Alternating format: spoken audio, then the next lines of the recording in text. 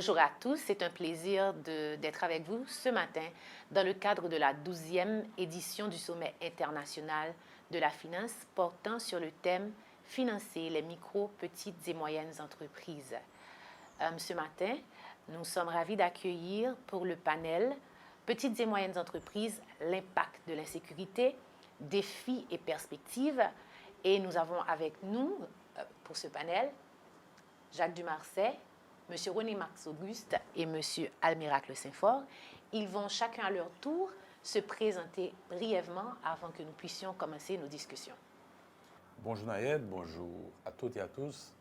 Je suis Jean Dumarsais Jacques, agripreneur, mais je suis là comme président de SSBP, plateforme regroupant actuellement plus de 225 membres femmes et hommes. Nous sommes dans plusieurs secteurs, et la majorité de nos membres sont dans le secteur agricole. On parle de production, logistique et transformation. Naturellement, nous avons aussi sur l'action dans la technologie, dans les services. Et personnellement, je suis président de Agrinova SA, qui est une entreprise de lycée agricole qui produit de la matière première à travers 3 régions du pays. C'est un plaisir d'être avec vous ce matin. Merci. Je suis René Max Auguste, directeur général de Valerio Canes SA, qui est une société familiale qui a plus de 85 ans sur le marché. Cette société, nous sommes à la 4e génération et nous sommes plutôt dans la vente d'énergie, de meubles, d'électroménagers, de matériel électrique. Nous avons un fort nombre de clients dans les petites et moyennes entreprises, micro et moyennes entreprises. Donc je suis heureux de participer à ce panel ce matin. Bonjour Nayed, bonjour messieurs et bonjour à tous et à toutes celles qui nous regardent et qui nous écoutent. Je suis Almiracle Saint-Fort, 25 ans dans l'entrepreneuriat et je suis très impliqué socialement à travers beaucoup d'associations patronales et des associations de la société civile qui œuvrent un petit peu pour avoir le bien-être de ce pays. Bref, et je peux dire personnellement également, je suis actionnaire dans certaines entreprises. Le focus, c'est le secteur principal dont je suis, c'est la vente des matériels informatiques, fourniture de bureaux, meubles et consorts. Voilà. Merci à vous tous, messieurs. Donc, nous allons entrer dans le vif du sujet. Nous sommes en train de parler de micro, petites et moyennes entreprises et on peut constater que ce n'est pas un concept universel. Donc, en Haïti, lorsqu'on parle de micro, petites et moyennes entreprises, est-ce que vous pouvez nous donner les principales caractéristiques pour identifier en fait les MPME? Bon, en fait, c'est une question très pratique. Je vais essayer d'apporter une réponse pratique également. Et la plupart des écoles de commerce sont d'accord sur la perception qu'une MPME, c'est d'abord mère, PME, c'est mère, père, enfant. Donc, quand vous dites MPME, vous voyez l'avant-mère, donc l'arrière-mère. Donc, c'est la grand-mère qui est devenue plus faible. Donc, c'est une structure qui s'explique dès par sa forme, à savoir, comme quand on voit une famille, on dit que c'est la plus petite organisation d'une société, mais c'est la meilleure. Donc, quand les familles vont mal, donc la ville, la société va mal. C'est la même chose. Donc, une PME, c'est une activité d'un père, d'une mère et d'un enfant. Donc, c'est une activité à la fois stratégique, mais fragile. Comprenez bien quelque chose. Si l'enfant ne peut pas aller à l'école, si les prescriptions ne peuvent pas être exécutées, si la mère ne se sent pas en sécurité ou vaquer à ses activités, donc c'est déjà une entreprise qui se porte mal. Maintenant, voyez ça à une plus grande échelle. Imaginez que Haïti, c'est un pays avec un PIB extrêmement faible par rapport aux autres pays de la région, avec un budget national. Moi, je m'amuse toujours à dire de diviser le budget national par le nombre d'habitants. Imaginez, c'est un peuple qui vit au jour le jour. Imaginez la réalité par rapport à l'accès au crédit. Donc déjà, les MPME, de façon majoritaire, étaient déjà dans une mauvaise situation. Aujourd'hui, depuis à peu près les 3 dernières années, cette catégorie subit à la fois l'incapacité de se mobiliser, de se déplacer, l'incapacité de jouer son plein rôle en matière de création d'emplois, en matière de création d'activités, parce que dès qu'on dit économie, on dit activité, on dit mouvement. Cette entité, cette unité est affaiblie totalement parce qu'elle est décapitalisée. Décapitaliser pourquoi? Parce qu'aujourd'hui, on a l'impression que ceux-là qui doivent s'occuper de l'approvisionnement, de la transformation, de la mise en marché, de tout ce qui est suivi de trésorerie, se trouvent dans une situation, il ne sait à qui se plaindre, il ne sait à qui s'adresser, tout simplement parce que les opérations qui font du MPME une entreprise ne sont plus possibles presque. Alors bref, pour bien comprendre, c'est pour expliquer, ce sont des individus, ce sont des personnes réelles dans la vraie vie qui font marcher une petite entreprise. Donc, c'est des gens, quand ça ne va pas pour la société, quand les institutions ne fonctionnent pas, eh bien, elles ne fonctionnent pas non plus. Est-ce que vous considérez qu'en Haïti, nous avons, enfin, le tissu là, entrepreneurial est beaucoup plus constitué de MPME et donc ce qui sous-entendrait justement que lorsque la situation globale est défavorable aux investissements, que vous êtes les premiers, les plus affectés? Oui, effectivement, Naël, moi, j'ajouterai ou bien je corroborerai les dires de Jacques en disant que PME, ils sont les potomitans de l'économie nationale. Et d'ailleurs, nous sommes dans un environnement où l'informel prime, donc ça veut dire que les micros, j'ajouterai aussi les micros et les petites entreprises, ils sont kyriels. Aujourd'hui, si on a les chiffres de IHSC, écoute, ça va parler, c'est 80% même de l'économie qui font partie de l'économie. Et ça se ressort, ça se reflète avec le visage de cette économie que nous avons. Et en fait, une petite chose que j'ajouterais, les entrepreneurs, femmes et enfants, qui font partie des PME, des micro et petites entreprises, ce sont ceux qui, au jour le jour, quotidiennement, travaillent. En bon créole, on disait, monde qui a bousqué la vie, c'est ça principalement, je dans un PME. Moi, c'est peut-être cet aspect-là. Donc, quand l'économie ça marche bien, on va voir ça à partir des entrepreneurs et des PME qui sont des grands employeurs. Dans toute l'économie mondiale, vous allez voir surtout les PME qui sont mis en exergue. Ils sont renforcés. Moi, l'exemple typique que j'ai surtout, c'est Taïwan, avec des PME qui sont 92% de l'économie taïwanaise. Je regarde ça. Et il y a un quota, bon, pas dans notre cas, le chiffre d'affaires, c'est un quota de 3 millions, mais ce n'est pas notre cas. Mais disons, cette économie-là qui renforce, qui pourvoyeur d'emploi. Donc ça, c'est la définition caractéristique d'un PME. Donc maintenant, aujourd'hui, ça ne va pas, ça a un impact sur l'économie. Donc les PME sont en dégradant, donc la situation est catastrophique. Très bien. Aujourd'hui, notre thème porte principalement sur l'insécurité. C'est vrai qu'en Haïti, ce n'est pas un thème, c'est plutôt un thème familier, on va dire ça. Mais on dirait que ces dernières années, peut-être même ces derniers mois, l'insécurité a pris peut-être une place beaucoup plus importante et on va dire dans les difficultés en fait auxquelles vous, entrepreneurs, vous devez faire face. Qu'est-ce qui a changé? Et aujourd'hui, comment cette insécurité affecte le développement en fait, de vos entreprises, les réinvestissements qui doivent se faire ou tout simplement en fait, le fonctionnement quotidien de vos entreprises? Bon, l'insécurité depuis ces 4-5 dernières années, ou peut-être même 10 dernières années, affecte les entreprises pour sûr. Et l'un des plus gros problèmes des entreprises, c'est la défaillance de l'État. L'État devient faible. L'État n'arrive pas à donner le support minimal de sécurité à tous les points de vue aux entreprises. Et à ce moment, les investisseurs se font rares.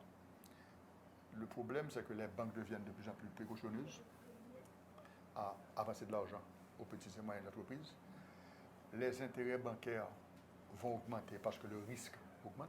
Les banques sont obligées de limiter leur risque par des intérêts plus élevés, puisque l'insécurité du pays, le rating de sécurité du pays augmente les taux d'intérêt. Donc le problème, c'est que le crédit est disponible à de moins en moins de personnes à un coût de plus en plus élevé. Et ce que j'ajouterais à cette réponse sur la sécurité, c'est la faiblesse de l'État et l'incapacité des acteurs politiques depuis les dernières années de s'entendre pour trouver une solution à nos problèmes. Donc on a un déficit de leadership politique, on a un déficit de courage politique, de reconnaître humblement que nous avons un problème. Donc, les acteurs politiques, selon moi, avancent pensant que tout est pour le mieux. Et ils ne réalisent pas que tout va pour le pire. En plus d'insécurité, on a des problèmes de carburant aujourd'hui. Les acteurs politiques sont capables de mettre le carburant au prix qu'il revienne. Les acteurs politiques ne réalisent pas que subventionner, on peut subventionner quand on a des revenus, mais si on subventionne quand on n'a pas de revenus, on crée de la monnaie. Et maintenant, ceci crée un cercle vicieux où tout devient plus cher. Et généralement, dans ce genre de situation, ce que ces acteurs ne réalisent pas, c'est que les pauvres deviennent plus pauvres, la classe moyenne disparaît, les acteurs de la classe moyenne ou des cadres laissent le pays en masse, et finalement, on se retrouve dans une situation pire. En fait, c'est que pour renforcer ce que Max a dit, justement, vous savez qu'au niveau de la région Caraïbe, l'une des caractéristiques de l'économie haïtienne, des entreprises en Haïti, justement, c'est leur incapacité à développer une main-d'œuvre qualifiée. D'ailleurs, vous le savez bien, quand on parle d'attirer les investisseurs, à chaque fois, les grands champions, c'est la Jamaïque, c'est Cuba. C'est pas Cuba, c'est la République dominicaine. Mais parmi les critères d'évaluation, c'est la qualification de la main-d'œuvre. Une PME en Haïti, on parlait de PME, a besoin, même pour un ingénieur agronome, pour un médecin, etc., je vais prendre d'autres métiers, a besoin d'au moins 36 mois pour avoir une main-d'œuvre qualifiée. Donc c'est de l'investissement. Maintenant, pour des raisons que l'entreprise ne contrôle pas, qui ont rapport avec l'environnement externe, ces ressources doivent laisser le pays, ne sont plus disponibles. Ça a un impact sur l'investissement initial, ça a un impact sur la capacité de l'entreprise de rester debout et de continuer à produire de la richesse. Ça, c'est très important. Très bien. De votre côté, est-ce que vous pouvez identifier précisément deux aspects de votre entreprise qui a été affecté gravement par l'insécurité ces derniers mois? Bon, je vais répondre. En tant qu'une grande entreprise, je peux vous dire qu'au niveau de la vallée de ça, notre immeuble de Pétionville, en 2018, a été pillé, perte de 2 millions de dollars. Et je dirais encore en crise politique, le 23 juillet, le jour des funérailles du président, notre immeuble du Cap haïtien a été pillé pour des raisons de non-présence de l'État. Et maintenant, ceci a apporté des pertes d'emploi, ou tout le moins des pertes d'investissement. Je veux être clair qu'au Cap haïtien, par exemple, nous n'avons pas révoqué quiconque. Nous avons fait face à la situation. Mais le problème, pour renforcer ce que Jacques disait, c'est que dans notre cas, nous, on a eu les moyens de faire face. Mais ce qui arrive dans ce genre de crise, il y a des compagnies, des petites compagnies qui n'ont pas les moyens, qui n'ont pas les réserves, les ressources pour faire face, et ces compagnies coulent. Donc, je peux vous dire que je reçois beaucoup d'appels ces jours-ci de compagnies qui n'arrivent pas à payer leurs obligations envers nous. Et ce n'est pas de leur faute, c'est les conséquences de la crise. Et je peux dire aussi que je suis au courant que au niveau des banques avec qui j'ai parlé, des banquiers, les improductifs des banques pour les micro-entreprises ont doublé ces derniers temps et sont passés de chiffres qu'on m'a donnés de 8% à 15 à 20%. Maintenant, ceci est très grave. Et je dois vous dire que de mes conversations avec des banquiers, chaque fois qu'il y a eu une crise politique où il y a eu tremblement de terre aussi, tremblement de terre, crise, je dirais, naturelle, les portefeuilles de toutes ces entreprises bancaires ou de tout ce monde qui finance sont affectés. Donc, dans mon cas, moi, ce qui arrive, c'est que notre entreprise, depuis 10 ans, est en train de stagner au même niveau parce qu'il n'y a pas de progrès économique. C'est ça le problème. Et pour qu'il y ait du progrès, et quand il y a du progrès économique, toute la société en gagne. Donc, moi, j'ajouterais qu'en plus de l'insécurité, le politique ne joue pas son rôle. Très bien, parce que ce que j'allais vous dire, c'est que beaucoup de fois, lorsque nous prenons le temps de consulter, par exemple, les comparaisons qui se font en termes notamment d'insécurité au niveau de la Caraïbe, la Jamaïque, par exemple, a un taux beaucoup plus élevé d'insécurité. Cependant, on se rend compte que quand même, la croissance économique, il y a une certaine croissance économique, etc. Les entreprises fonctionnent, etc. Donc, pour nous, en Haïti, en plus de cette insécurité, qu'est-ce que vous avez identifié justement qui vous empêche justement de bénéficier des opportunités ou peut-être de vous ajuster justement à ce niveau d'insécurité-là? Bon, en fait, là, je parle parce que je suis quelqu'un qui écoute au moins une quinzaine d'entrepreneurs chaque jour, de par mon chapeau. Je dois commencer par expliquer que, vous savez, Haïti, depuis toujours, hein, tout simplement parce qu'on a hérité d'un État avec des institutions extrêmement faibles, qui fait que si vous évoquez le mot couverture d'assurance dans notre secteur, le secteur agricole, on commence à rire de vous. Parce que c'est ridicule. Qui va vous couvrir comme entreprise agricole? Déjà, les banquiers haïtiens, le secteur financier, s'il y a une chose qu'ils voient noir sur blanc tous les jours, c'est que c'est un secteur qui ne représente que menace. Moi, je le dis en passant, écoutez, il y a beaucoup d'argent à faire. Maintenant, qu'est-ce qui se passe? C'est qu'il y a une absence de politique publique, tout simplement pour protéger, ça c'est le rôle de l'État justement, ceux-là qui se donnent comme métier de créer de la richesse. Comment on crée de la richesse? En créant des emplois. En produisant des biens qu'on va proposer aux marchés locaux, nationaux et internationaux. Maintenant, lorsqu'il y a un problème, je vais prendre un aspect qui est banal, mais qui est très important aujourd'hui. Lorsqu'il y a un problème d'abord d'instabilité régulière, lorsqu'il y a un problème d'image, les images qu'on exporte, lorsque les entrepreneurs, les citoyens tout simplement ne sont plus capables de circuler librement, lorsque un pays perd ce qu'on appelle la liberté, la libre circulation des marchandises, lorsque on n'a plus la garantie, si on a un accident sur une route, on sera secouru. Je pourrais faire une liste extrêmement longue. C'est déjà des choses qui montrent que l'État est KO. L'État est dans l'incapacité de redresser l'espoir. Parce que les citoyens ne demandent pas beaucoup. Ils demandent de lui assurer un demain. L'entreprise, c'est le meilleur outil.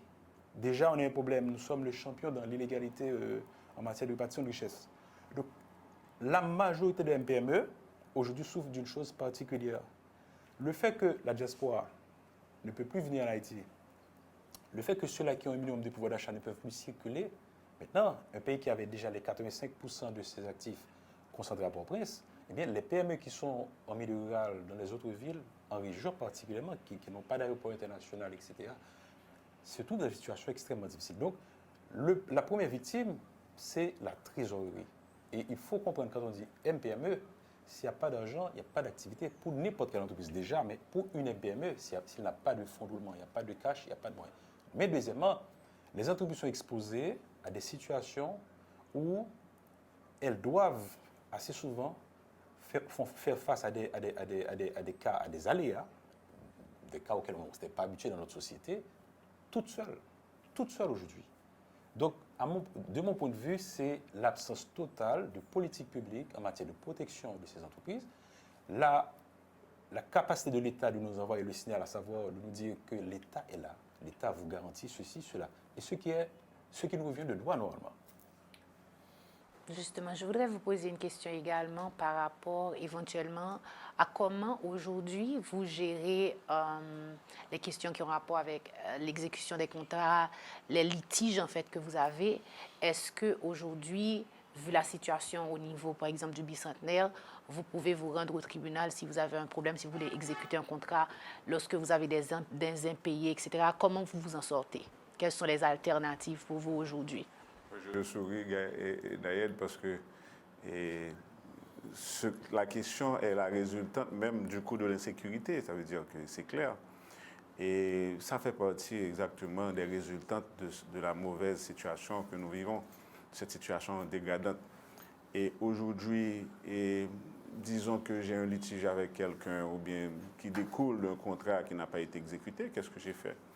Je mets en pause. Je n'ai pas les moyens, les outils légaux. Donc, vu que les fondamentaux ne sont pas là, c'est ce qui se passe avec cette situation-là. Donc, tous les fondamentaux ont été détruits. Donc, on n'a pas gagné, c'est le néant. Donc, l'entrepreneur, le peu d'entrepreneurs qui arrivent, de petites entreprises qui se tiennent debout, c'est un fil qui les tient. Dans leur fonctionnement au quotidien, c'est un fil qui les tient. Maintenant, aller en litige avec quelqu'un, aller en litige avec un tierce, on ne voit même pas comment. On n'a qu'à mettre en pause pour dire que quand la normalité va revenir, on ira et mettre ça sur le tapis, on ira au tribunal. Mais présentement, non. Et moi je regarde, je visualise peut-être dans 3-4 ans, je me vais dire oui, je vais en tribunal avec Nayed qui n'a pas respecté le contrat, mais présentement, non. De toute façon, aujourd'hui, le cas vraiment classique que nous vivons, pour moi, alors, du haut de mes 25 ans d'expérience, je n'ai jamais vu ça. Jamais vu cette situation que nous vivons. Comment est-il possible?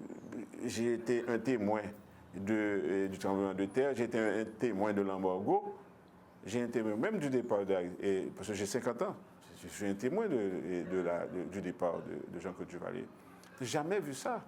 Donc maintenant, dans pareille situation, comment l'entrepreneur, comment les petites entreprises pourront sortir, pourront garder la tête haute? C'est pourquoi ils ne peuvent pas, parce qu'ils n'ont pas les outils, comme René Max a dit, la capacité de se réagir, de se réinventer, comme dans le cas de René Max au Cap, ils n'ont pas. Certains n'ont même pas l'assurance. Donc, en clair, une part, ça, pour moi, c'est le néant, c'est la catastrophe. Donc, il faut se réinventer peut-être. Mais se réinventer avec quoi? C'est ça la grande question. Il faut des réflexions tournées vers l'action. Et ceci, c'est l'apanage. Jacques a ajouté que c'est vrai, c'est l'État, le secteur, mais c'est l'apanage du secteur privé ensemble avec l'État, plus les autres forces de la nation. Ensemble, nous ne pouvons pas le faire. Et tout seul, nous ne pouvons pas le faire. Parce que chacun gère son problème. Il faut cette cohésion qui dégage une certaine synergie pour trouver la solution idoine. Justement, vous tous, vous êtes en train de fonctionner aujourd'hui. Je crois que M. Dumarsais et M. Max Auguste, vous êtes également en province. Tu travailles dans le sud, tu travailles dans le nord, et nous savons qu'à Martissan, la route est coupée. Donc, comment vous-même, vous avez pu vous organiser pour que vous puissiez continuer vos opérations? Qu'est-ce que ça vous coûte? Et est-ce que c'est quelque chose qui est soutenable en fait sur peut-être l'année ou bien les 2 prochaines années? En fait, notre secteur, et là je parle au nom de la filière d'huile essentielle et végétale justement, et on avait un déficit en matière de compétitivité par rapport à la Jamaïque, par rapport au Brésil, par rapport à certains petits pays de la Caraïbe. Bon, il n'y a pas de petits pays, mais une façon d'expliquer, je parle de territoire. Et qu'est-ce qu'on a constaté? Quand on a dû remplacer les véhicules d'abord par des avions, par des vols, et vous savez quelque chose, quand vous prenez un vol pour aller au CAI, pour aller superviser la production des travaux, arrivant là-bas, il faut louer un véhicule encore. Il faut vous organiser différemment par rapport à avant. Et nous, par exemple, dans le cadre de notre compagnie, nous sommes sur 3 départements. On doit faire la même chose sur 3 départements. Donc nos techniciens qui se déplacent nous coûtent beaucoup plus cher. En tout cas, j'espère que ça ira mieux, mais cette année, on parle déjà d'une augmentation cruciale de 40% seulement pour les opérations. Qu'est-ce qui va se passer? Ces 40%, on va le refiler au produit. Donc, notre produit qui était déjà trop cher par rapport aux autres pays de la CARICOM sera beaucoup trop cher. Maintenant, chaque entreprise qui décide d'aller vers un marché vise des objectifs. Nous avions l'objectif de vendre cette année à peu près 6 000 tonnes d'huile. Donc, c'est déjà, on oublie ça. Parce que, en termes de positionnement, la Jamaïque nous dépasse déjà. Et si j'étais un acheteur, j'arrive sur un marché, il y a 2 produits. Vous me disiez quoi que ce soit, vous avez fait 1804, je m'en fous. Je veux aller vers le produit qui a la meilleure qualité, le meilleur prix. Haïti a des huiles de très bonne qualité. Mais ce qui se passe aujourd'hui impacte le coût de revient. Et je parlais de l'huile, ça concerne toutes les entreprises. Ça impacte les coûts de production. Les services sont plus chers aujourd'hui. Et nous avons déjà à l'origine le problème de la goutte qui se dévalue par rapport au dollar. Donc l'impact direct, c'est la compétitivité qui est devenue un défi. Et c'est également l'incapacité des entreprises, parce que quand vous faites face à ces situations, le réflexe du manager, de l'administrateur, c'est de commencer par faire de la compression salariale. Donc, vous évoquez une femme, des hommes qui sont des pères de famille, des mères de famille. Voilà l'impact direct. Monsieur Max Auguste. Moi, ce que j'aimerais dire sur tout ça, sur le plan plutôt macro aussi, c'est que les hommes politiques de ce pays ne réalisent pas dans quoi la société est, et ils sont, je dirais, ils ne sont pas à la hauteur de la tâche. Écoute, si on fait un coup d'œil sur les derniers 20 à 30 ans, il y a eu, je pense, pratiquement 3 ou 4 banques étrangères à l'échelle du pays. Il y a eu la Banque de Boston, la Banque de Chicago, la Scotiabank à l'échelle du pays, la BNP aussi, ça fait 4 banques. Maintenant, hormis ces banques à l'échelle du pays, je peux dire que dans les années 80, il y avait probablement au moins 100 compagnies étrangères à travailler en Haïti, dans les factories d'export. dans des investissements divers. Je dirais qu'aujourd'hui, on est réduit probablement à maximum 20 entreprises étrangères. Pourquoi? Parce que ces entreprises étrangères, ce que nos hommes politiques ne réalisent pas, et que chaque vient de dire, en partie, elles trouvent beaucoup plus d'avantages et beaucoup plus de sécurité et beaucoup de bienvenue dans d'autres pays. Donc, on n'est pas dans un monde fermé, on est dans un monde ouvert. Donc, qu'est-ce qui arrive? Je donne toujours l'exemple. La République dominicaine, il y a 30-40 ans de ça, avait une économie qui faisait 2 fois la nôtre. Aujourd'hui, leur économie fait presque 10 fois la nôtre ou 8 fois la nôtre. Donc, ce qui veut dire qu'ils ont investi dans leur pays, ils ont collaboré, les élites, comme dirait Annie Rac, ont collaboré, politique et économique ont collaboré et ont eu un succès. Nous, on doit reconnaître, je répète le terme, avec humilité, que nous avons échoué.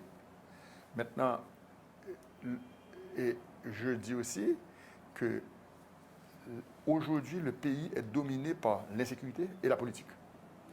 Personne ne parle d'économie, ou très peu de gens. Je le dis très souvent à mon ami Christian Farel, ça fait 30 à 40 ans, enfin, des centaines de débats.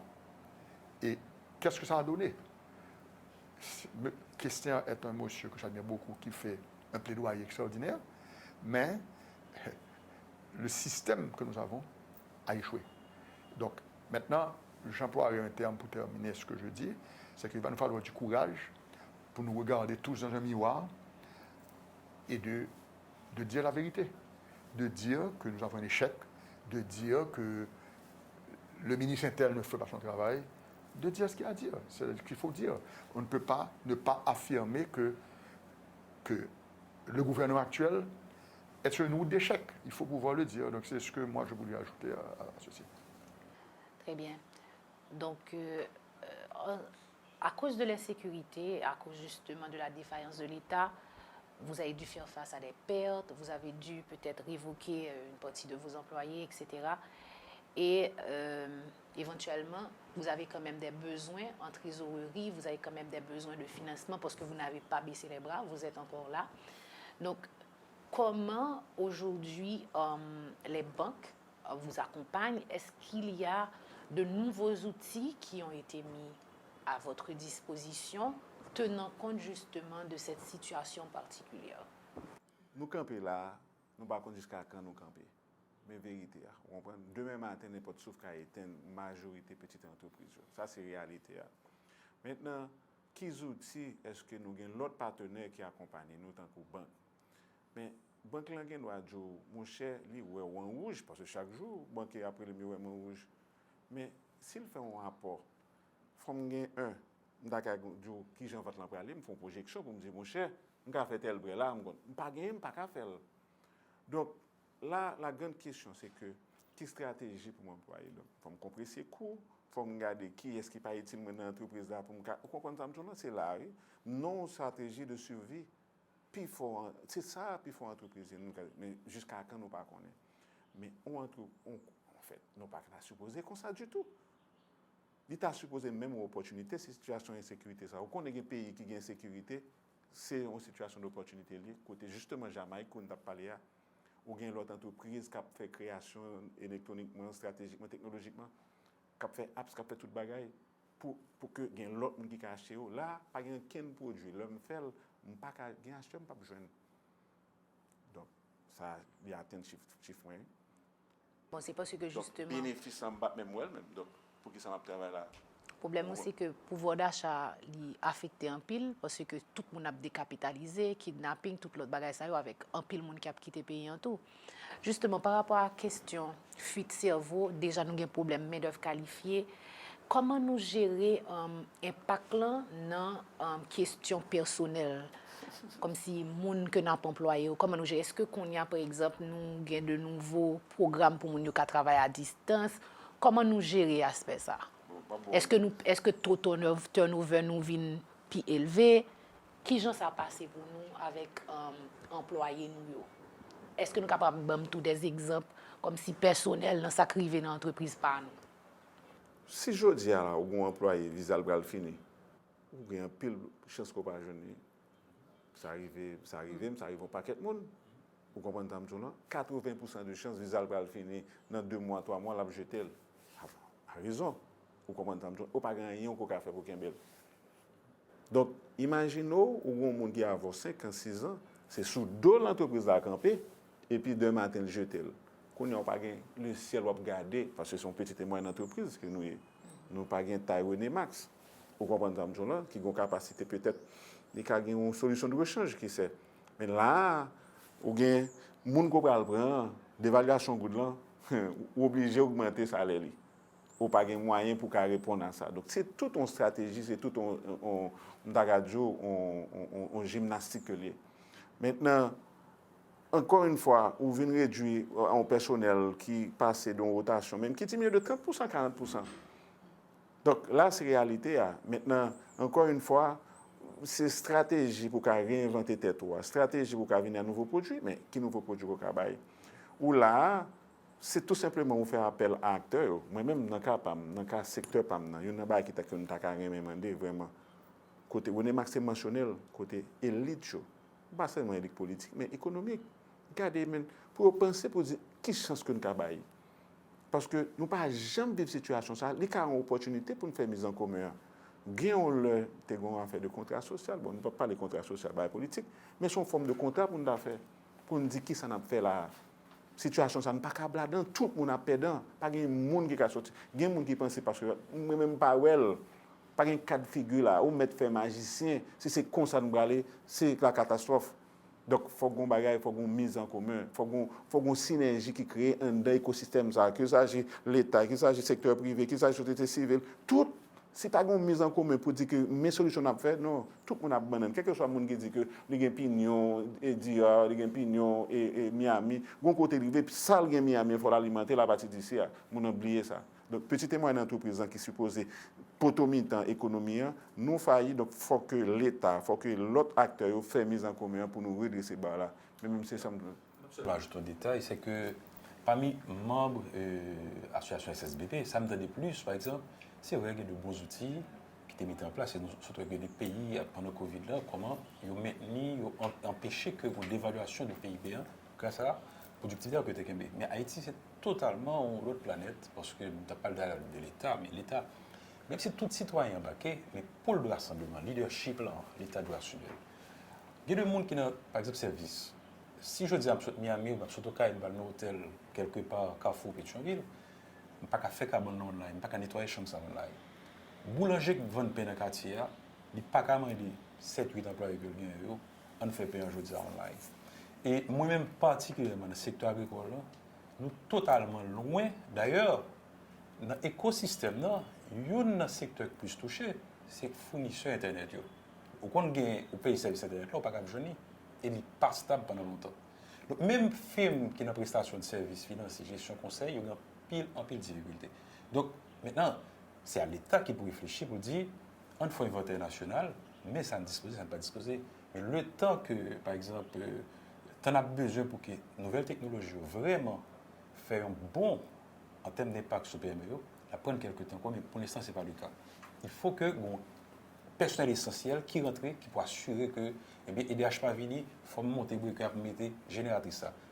Génératrice pas de gaz, pas de diesel, il faut monter le briquet pour mettre inverteur, parce qu'il faut investir dans les panneaux solaires. Et moi, l'autre impact, on parle de coût de revient produit, problème de compétitivité. Justement, je dis, en matière d'énergie seulement, on est obligé de disposer ça capable de plus de 30% de dépenses d'investissement supplémentaires pour le Québec. Et assez souvent, comme pas de sécurité, l'équipement ça qui n'est pas bien sécurisé, il est exposé à banditisme, etc. Ça me dit très triste. Pour ça, parce que pour répondre un peu à un miracle, c'est que dans la situation ça, quelques riches viennent plus riches et un pile pauvre viennent plus pauvres. Et ça a vraiment fait mal pour moi, ouais, un pays qui descend dans l'abîme. Et moi-même, je suis clair dans la position, je ne peux pas cacher rien. À miracle mentionnel, moi, j'ai une grosse entreprise, je ne peux pas en terme. Je pensais que j'ai un workshop, c'est un workshop, workshop financier. Le problème, c'est que les petites entreprises, ils ne sont pas capables encore. Ils n'ont pas de workshop. et le pas bon pour moi.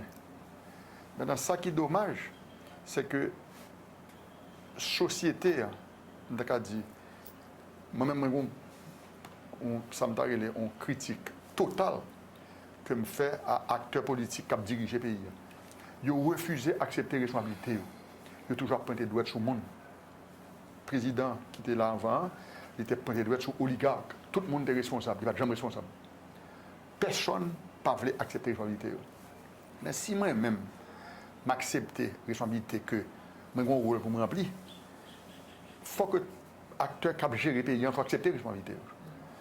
Et il faut qu'il coûte le monde qui connaît. Parce que nous conseillons d'acteurs politiques selon moi qui ne connaissent pas. C'est des politiciens improvisés. Je n'ai pas aucun, je dirais, attitude de leader qui voulait accepter que gagner des fait. Donc voilà ce que je voulais ajouter. Et ça a vraiment attristé parce que moi-même, moi, clair dans la position, dans la situation. C'est une situation catastrophique. Et je vais aller plus loin.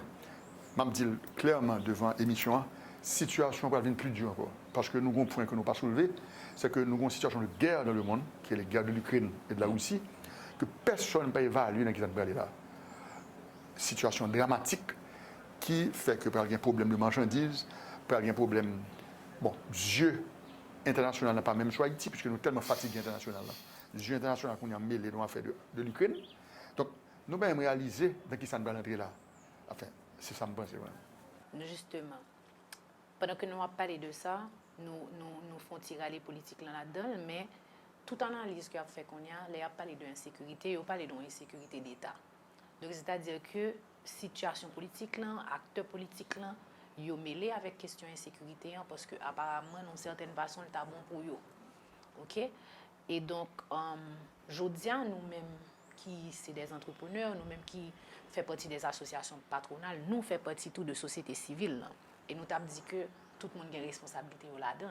Donc, nous-mêmes, en tant que, justement, représentants d'associations, entrepreneurs, citoyens qui sont dans le pays, qui ça nous capables de faire en tant que société civile pour nous mettre tête nous ensemble tout, pour nous imposer nous face à l'État, ça justement, qui pas nous moyens pour nous vivre dans le pays.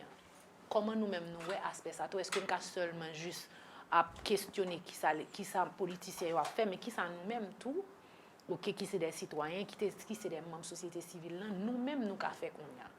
Qui ça nous voit comme perspective, parce que nous toutes, nous d'accord que nous nous descendons aux enfers, est-ce que nous avons juste dire comme ça, mais comment nous-mêmes nous allons mettre main pour nous camper des descentes aux enfers ça? Il va falloir que nous ayons le courage pour nous garder acteurs sérieux, pour nous dire que ça doit suspendre. Et moi-même, comme grande entreprise, je ne suis pas obligé de dire que ça doit suspendre. Almirac, qui fait pouchon cri, ou fait pouchon cri, Almirac, si je dire comme ça, pas obligé de dire que ça doit suspendre. Si Jacques Paca travaille dans le développement, emploi, association, le obligé de dire, il n'est pas capable. C'est là où nous allons arriver. Nous allons arriver à une situation de ras-le-bol. Et, mes amis, nous n'avons pas besoin de loin. Est-ce que nous avons qu'à lever pour nous regarder route Carrefour dans l'Italie, bas de la ville dans l'Italie, et nous arriver dans un stade que nous-mêmes, nous avions tombé sur route Carrefour, par contre, on ne va jamais voir ça. On ne va jamais voir ça. On n'a jamais vu ça. Maintenant, nous devons accepter que nous avons un échec collectif. Est-ce que nous avons pensé que 12 ans après nous sommes Port-au-Prince, que nous avons Port-au-Prince d'État, ça? Est-ce que nous avons réalisé que tout environnement a dégradé? Puisque la population aux abois. Donc, moi-même, je dis simplement qu'il faut nous avoir courage pour nous reconnaître ça. Il faut nous avoir courage pour nous accepter une certaine responsabilité et prendre un leadership différent et une attitude différente. Entièrement d'accord. Un petit peu corroboré parce que l'on considère, par exemple, ça fait plus que 40 ans, on attendait que couverture végétale Haïti, 2%. Ça fait plus que 35 ans, on attendait taux de chômage 70%.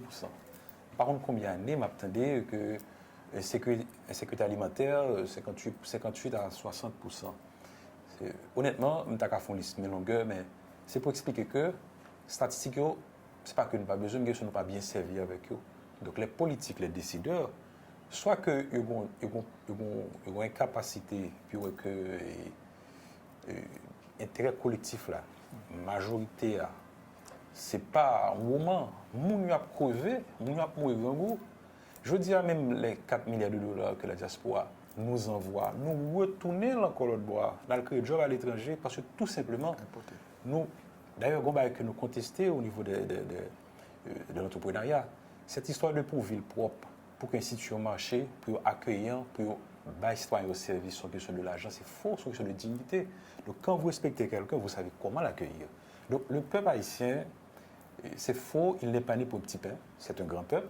Maintenant, il est temps, réellement, pour que nous sortions nos logiques, 6,5 millions à moins que $1 par jour, 1 million à peine à moins de dollars, etc. En 2012, je me rends compte que en fait, un gros espoir pour Haïti, c'est qu'il y a un recul de ce qu'on appelle l'aide au développement. Ensemble de gros pays qui ont consacré 0,1% du budget national à aide, ils ont dit ça fini. Ils viennent avec ce qu'on appelle le soft loan. Mais c'était l'occasion pour Haïti de mettre des fonds de garantie dans différentes banques pour que MPME, les entreprises, les familles aillent vers la production.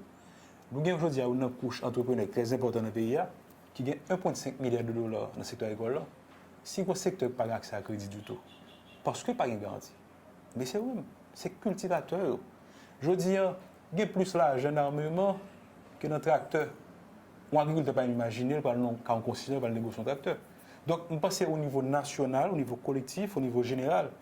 C'est un autre type d'engagement, une autre façon pour que nous abordions d'abord stabilité, construction institutionnelle, et puis la dignité. Il faut qu'il y ait un emploi créé pour les jeunes, il faut qu'il y ait un job créé.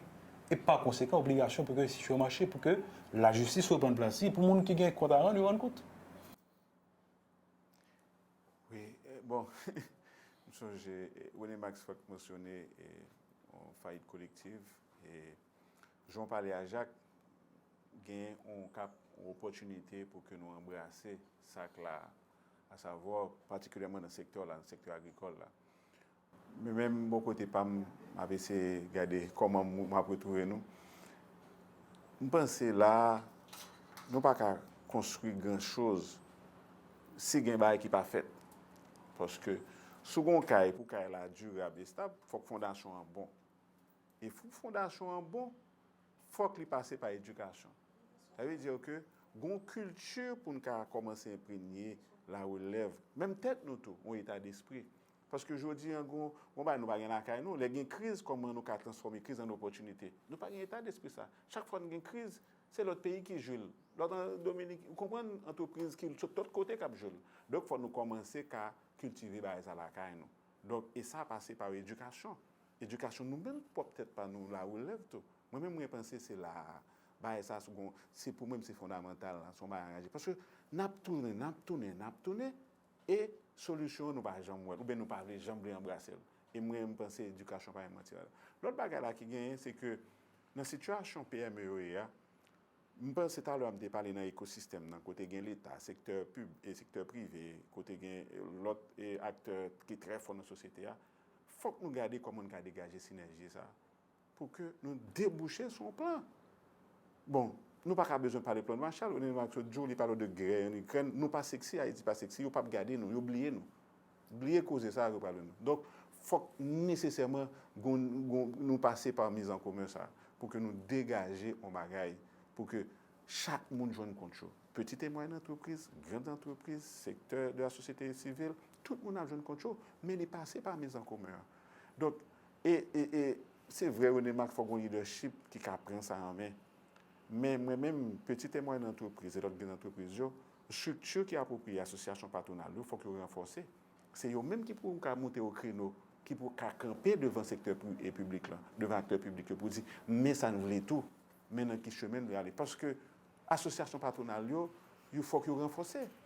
Jacques, SSBP, donc ça, c'est des structures qui sont vraiment fort. C'est pilier à créer. C'est chose qui est difficile à supposer côté l'État greffé sous lui et puis à bail directive. Donc ça, moi je pense que c'est des outils qui sont importants pour renforcer, qui permettent de nous l'autre changement. Autrement, moi-même là, côté nous construire à partir de ça, nous ne pouvons pas construire sur grand chose. C'est seulement mentalité, nous état d'esprit ça. Par exemple, où je parlais de Jamaïque. Eh bien, Jamaïque, je suis sûr qu'avec l'insécurité, il y a des outils, il y a un pile d'entrepreneurs qui ont fait beurre. Vous comprenez? C'est normal parce que les fondamentaux de l'État sont là. Il y a un track record, il y a un données, chiffres. Si mal Internet monte, ça passe en termes de crimes Jamaïque commis qui est dans plus gros ville et plus gros pays qui ont crime, je tout ça. Mais il y a un suivi qui fait sur ça. L'État présent. Donc c'est ça nous pas gagner. Donc nous demander pour que nous gagnions. En tout cas. Justement, donc là, pendant nous avons discuté, nous réalisons que ce n'est pas seulement insécurité physique, nous avons insécurité foncière, nous avons insécurité par rapport à alimentaire, nous avons insécurité juridique, nous avons toute qualité de type d'insécurité en Haïti. OK? Et dernière année, ça, nous avons compte qui est dégradé. OK? Insécurité en vient plus mal.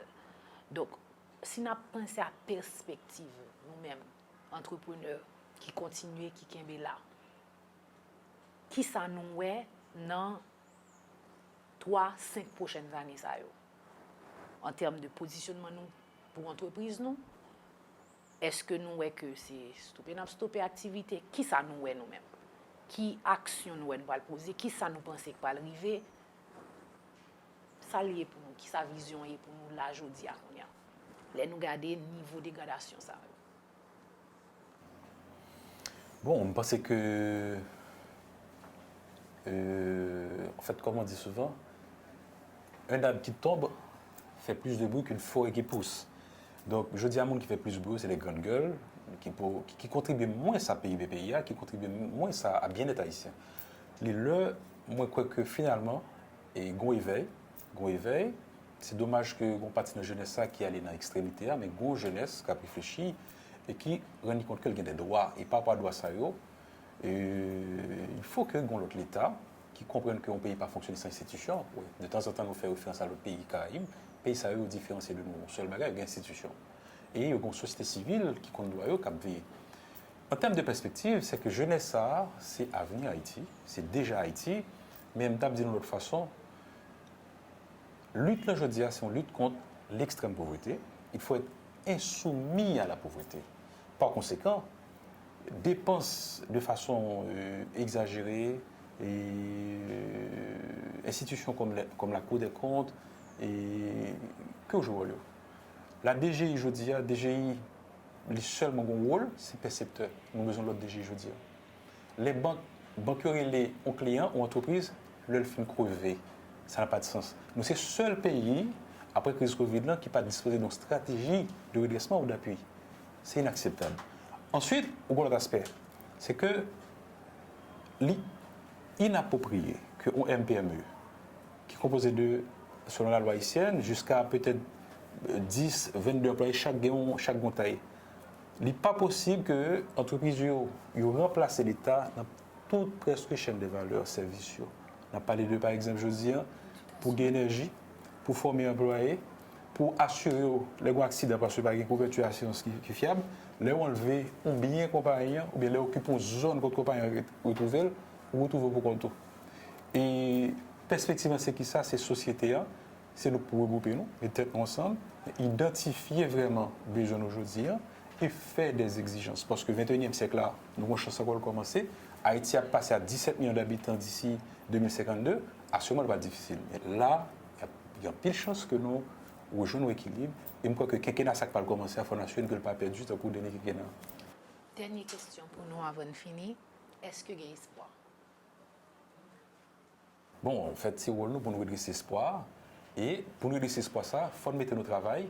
Il faut assurer que l'État qui est compétent, qui est les qualificatifs pour l'assurer de ça. Et comme société, il faut ne pas dormir, c'est tout. Il y a espoir, M. Auguste? Oui, il y a espoir si l'élite économique paysan prend un rôle au sérieux et que l'implique dans la solution politique et économique paysan. Moi-même, dans toute analyse PAM, moi toujours discuter avec des hommes politiques et avec qui me donne une très bonne relation de responsabilité élite politique là, et élite économique là, dans ça nous gagne là. Et très souvent, il y a des hommes politiques qui disent que c'est politicien qui est responsable. Bon, moi-même, personnellement, je dis publiquement, moi, je l'élite économique PAM là, plus tort que l'élite politique là. Pourquoi? Parce que m'assumer que nous sommes censés mieux connaître, mieux analyser, conséquences de la situation. Mabdou, vous avez parlé d'emploi. Chef personnel, il y a 400 employés. Chef personnel, je ne pas vraiment créer emploi, c'est aussi. Je ne pas vraiment créer emploi, je ne pas créer richesse, c'est aussi. Mais c'est Kembe, malgré son gros entreprise. Mais chef personnel, il y a 200 applications qui ont besoin d'emploi, que pas capable plus que 2 jobs, 3 jobs, 4 jobs. Je ne pas accepté que son honte pour payer et pour moi. Donc, nous avons un problème, c'est que c'est une destruction systématique de tout ça qui a valeur dans le pays, tout ça qui crée richesse dans le pays. Et moi-même, je invité nous, circuler dans la rue, on voit que 90% de la population est une population jeune qui aspire à travailler. On est gardé dehors, tout le monde c'est jeune. Ils aspirent et qui ça gagne? Il n'y a pas d'espoir, il n'y a pas de travail. Donc, qui ça crée? Parti. Plus grosse production haïtienne aujourd'hui, selon l'économiste Capdini, c'est le monde que nous avons parti. Main-d'œuvre. Nous avons voyé parti Saint-Domingue, nous avons voyé parti Amérique latine. Lorsque tu ouvres Chili, nous avons 100 000 personnes au Chili. En 1 an ou en 2 ans, n'est-ce pas? Et nous avons cherché mieux-être. Il y a des gens Chili qui montent pour la frontière américaine. Mais c'est nous qui sommes responsables. C'est ça que je veux passer comme message. C'est nous, élite politique et économique, qui sommes responsables de la situation. Maintenant, aujourd'hui, avec courage, comme le disait Jacques, que nous assumons la responsabilité pour nous dire que nous voulons changement, que nous voulons les pays changer. Maintenant, ce n'est pas pour nous faire des ordres, pour nous faire des gens, mais il faut nous cacher en face autorité paysanne pour dire que ça ne va pas continuer comme ça. Oui, est-ce qu'il y a espoir? Nous sommes une population qui est extrêmement jeune. Dans la question, ça m'a dit oui. Mais il faut qu'il y ait des prérequis pour l'espoir ça à matérialiser. Si toutefois, on dit nous considérons nous comme un orchestre, et chaque musicien dans l'orchestre a joué partition. Il faut chaque jouer et partition. Il ne faut pas que une fait, par exemple, dans le cas de l'État n'a pas fait, ou bien le secteur privé n'a pas fait, ou bien la société civile. Il faut que tout le monde fasse et que le baou musique pour nous jouer. C'est là pour nous aller. Et pour le fait, encore, il faut qu'il y ait une cohésion, il faut qu'il y ait une synergie entre chaque groupe musicien. Partition à jouer et puis pour la musique bien sortie. Là, ça, espoir, ça, va pouvoir son bail tout bon. Mais par contre, quand arrivé dans 5 ans, dans 6 ans, ça n'a pas parlé à là. Donc, il faut qu'il y ait pour que chaque élément dans l'orchestre, nous conscients de responsabilité, nous embrasser responsabilité, de façon nous jouer partition bien, pour que la musique en sorte bien et tout le monde joue de lui-même. Donc, et là, moi. Merci tout le monde, merci parce que vous avez participé avec nous et que nous avons partagé avec nous opinion, nous, sentiments, nous, espoir, nous tout. Et puis, m'espérer vraiment que l'année prochaine, nous avons peut-être de meilleures nouvelles sous situation pays nous et sous situation que nous-mêmes nous vivons en tant qu'entrepreneurs. À très bientôt tout le monde. Merci Nayet. À très bientôt.